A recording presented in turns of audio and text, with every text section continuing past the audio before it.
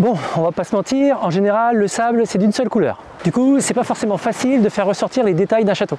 Alors bien sûr, on peut ajouter des coquillages pour apporter un peu de variété, mais ça reste assez limité.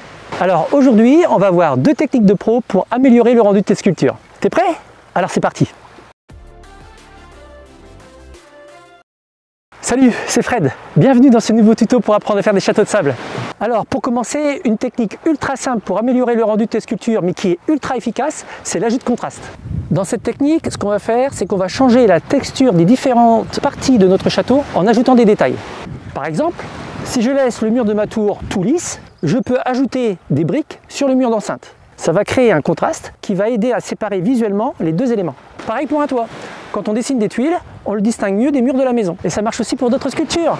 Si tu fais une tortue, tu peux faire ressortir ses pattes en ajoutant des écailles par exemple. Bref, dès que tu le peux, n'hésite surtout pas à ajouter un peu de contraste. Ça va ajouter du relief et du réalisme à tes sculptures. Alors ça peut être un peu fastidieux, notamment quand on ajoute des écailles sur le corps d'un grand dragon. Mais l'effort en vaut la chandelle. Ça rendra ta sculpture encore plus jolie. Un dernier petit conseil, quand tu fais un château, n'oublie pas d'aplanir la zone au niveau des fondations. Et puis, tu peux ensuite mélanger le sable tout autour. Ça va rajouter du contraste et c'est ce genre de petits détails qui fait la différence. Alors là, je sens que tu as envie d'essayer, mais si cette technique te paraît utile, n'oublie pas de liker et de me laisser un petit commentaire, ça fait toujours plaisir. La deuxième technique de pro dont j'aimerais te parler et qui va booster le rendu de tes sculptures, ce sont les ombres. Alors ça peut paraître pas du tout important comme ça, et pourtant c'est tout aussi important que le contraste. Et en plus c'est tout aussi simple à mettre en œuvre. Tu vas voir, en jouant avec les ombres, tu vas donner encore plus de relief et plus de réalisme à tes sculptures. Alors, comment on ajoute des ombres? En fait c'est très simple. On prend un outil et on trace dans le sable là où on veut ajouter une ombre. L'idée c'est vraiment de repasser plusieurs fois à l'endroit où tu veux ajouter de l'ombre.